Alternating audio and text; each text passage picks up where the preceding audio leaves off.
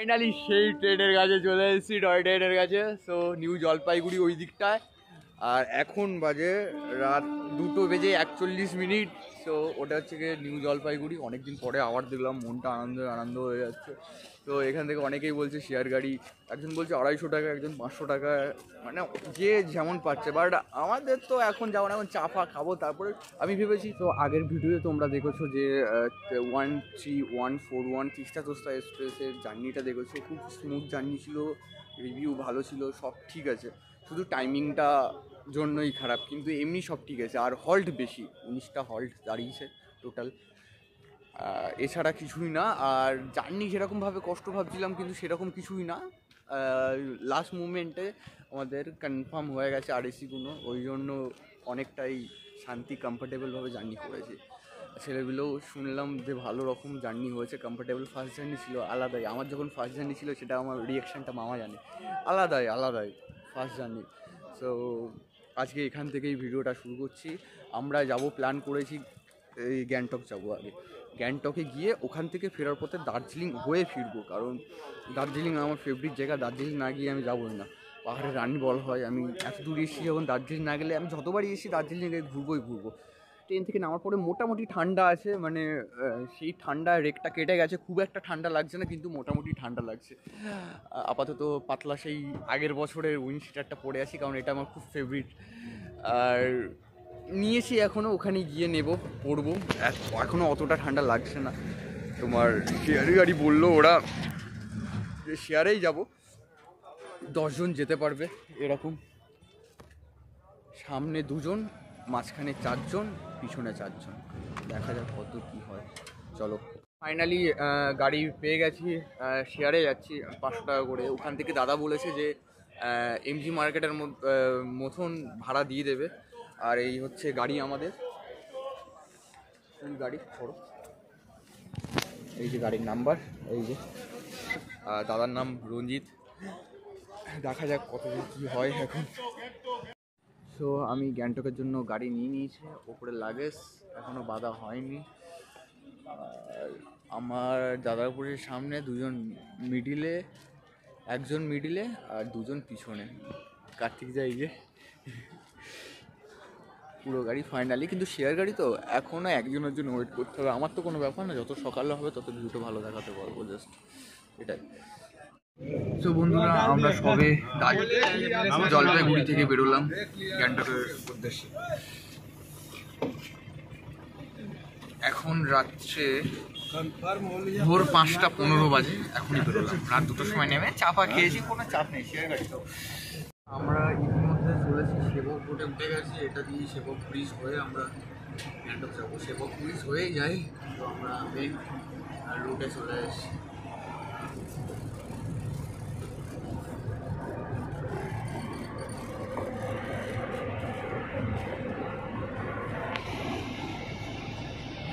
তো এইটা হচ্ছে কি বেঙ্গল সাফারি জু।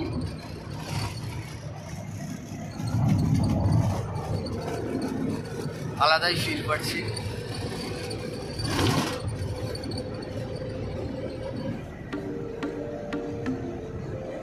এই যে এই ফরেস্টটা দিয়ে হাতি ক্রস করে, কপাল ভালো থাকলে হাতি দেখা যায় সকালের টাইমটাই।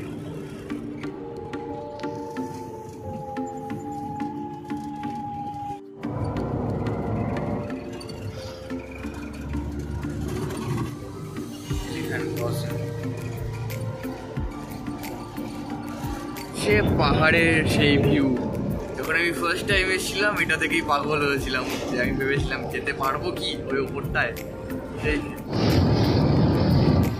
সেই আমার ভালোবাসার জায়গা পাহাড়।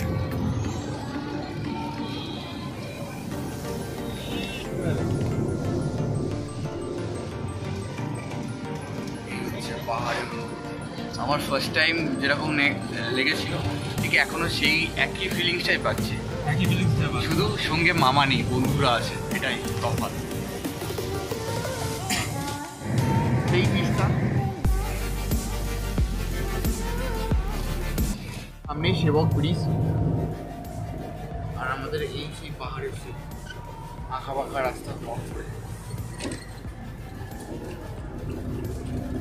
বহু মানুষের ভালোবাসা, তারা পাহাড় পছন্দ করে, যারা সমুদ্র পছন্দ করে তারা সমুদ্রই পছন্দ করে, কিন্তু পাহাড় হচ্ছে সব থেকে ম্যাক্সিমাম 80% ছেলে মেয়েদের কিন্তু পাহাড় পছন্দ। আমার তো জানি না আর কি, এবার কতটা আমি ঠিক বলেছি কি ভুল বলেছি, বাট আমার তো খুব পাহাড় পছন্দ।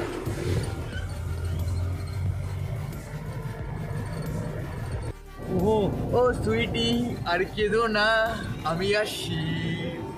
এই দিকটা চলে গেল সেবক মন্দির, এই যে আমি এসেছিলাম। হ্যাঁ, এই যে সেবক মন্দির, আগের বার দেখিয়েছিলাম তোমাদেরকে। ব্রিজ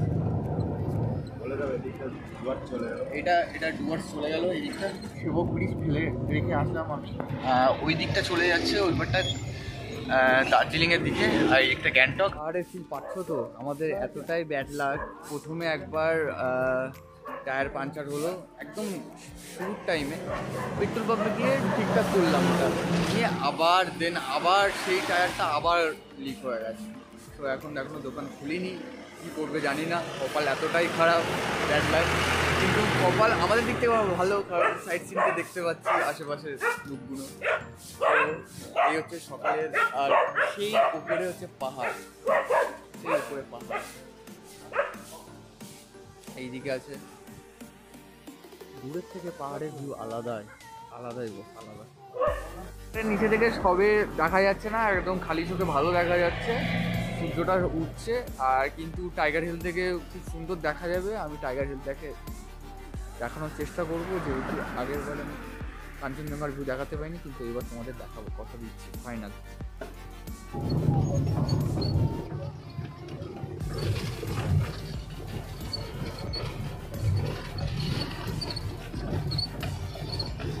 একটাই এগোনো, এখন 2-3 বছর লাগবে, এর ভিতর দিয়ে যাবে, টানেলের ভিতর তো।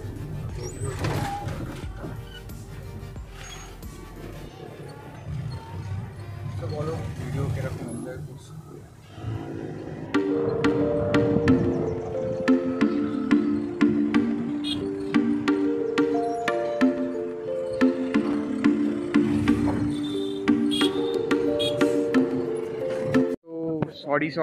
সরি, একটু শরীরটা খারাপ ছিল, ওই জন্য ঘুমিয়ে পড়েছিলাম।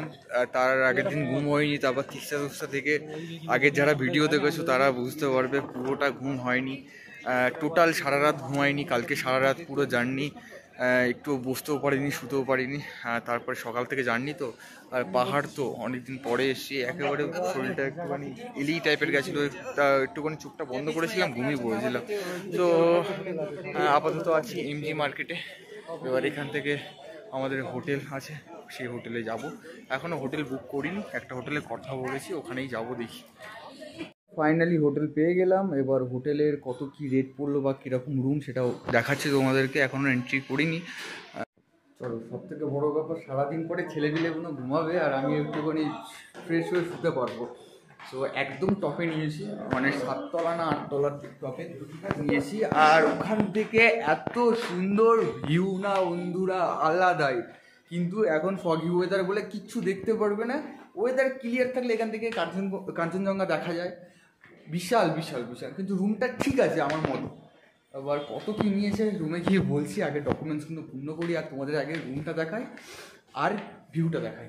চলো রুম, এই হচ্ছে কার্তিকদা, বিশাল কষ্ট করে ছেলেটা। আরে আর এই যে 6টা বেড, বিশাল বড় বেডটা আছে, মানে আমাদের পুরো গ্রুপটা। হ্যাঁ, আর এখানে একটা ওয়ার্ড্রপ টাইপের আছে, কিন্তু পুরোনো। আর এটা হচ্ছে কি সেই ট্রেনের ওই আইসিএফ কোচগুলোর মতন, বুঝলে তো, একদম পুরনো দিনের কোচগুলো, কিন্তু ঠিক আছে। আর বাথরুমটা মোটামুটি দেখো, টিভি ছিল, কিরা চুরি করে নিয়ে গেছে, কার কম পড়েছে টিভি চলে গেছে। এই একটা কোমর, এখানে গিজারের ব্যবস্থা আছে, একটা আয়না আছে পরিষ্কার, ঠিক আছে, মোটামুটি ঠিক আছে, খুব একটা হাই পাই না, খুব একটা বড় ব্যাপার। এই মুমেন্টটার জন্য আলাদাই, শুধু ফগি ওয়েদার, তাই না হলে এখান থেকে কাঞ্চনজঙ্ঘা দেখা যেত, এত সুন্দর ভিউ পয়েন্ট না, আলাদাই। আমার তো খুব ভালো লেগেছে, এটার জন্যই নেওয়া অ্যাকচুয়ালি। রুমে কতক্ষণ থাকবো, রুম যেমনই হয় হোক, আমার রুমটা ম্যাটার করে না। আমি জানি আপনাদের রুমটাই ম্যাটার করে, বাট পাহাড় প্রেমিক মানুষ না, আমাদের পাহাড়টাই ম্যাটার করে বস, ওই জন্য। সো কোশ্চেন এবার, যে রুমটা কত পড়লো? 15,000 টাকায় ফিক্স হলো, বলেন কি হলো পার ডে। এখান থেকে পারমিট টারমিট কুড়িয়ে দেবে, আলাদা বলছে 600 টাকা নেবে এখান থেকে পারমিট করতে। তো এখান থেকে কোথায় যাব বলবো অবশ্যই, বাট আগে সবার আগে আমি ডকুমেন্টসগুলো কমপ্লিট করি। এখনও লাগেজ দেয়নি, তুলে দেয়নি, বললো তুলে দিচ্ছে রুমে। লাগেজটা দিলে ডকুমেন্টসগুলো কমপ্লিট করার পরে তারপরে একটু ফ্রেশ হবে, স্নান করবো, দুটো খাবো, তারপরে পুরো প্ল্যানটা আমি তোমাদেরকে বলবো। তো ততক্ষণের জন্য পুরো পারমিটটা করিয়ে নিই, বাই। বন্ধুরা এই হচ্ছে হোটেল, আর এই হচ্ছে কি হোটেলের কার্ড আছে, ডেসক্রিপশান বক্সে তোমাদেরকে নাম্বার দিয়ে দেবো। আশা করা যায় বেস্ট হোটেল। আর এখানে আবার ফুডিংয়েরও অপশান আছে, টোটাল ফুডিংও করতে পারবেন, কিন্তু ফুডিংয়ের জন্য কিন্তু আলাদা পে করতে হবে। এটা হচ্ছে কি, এই হচ্ছে কি তোমার হোটেল, এটা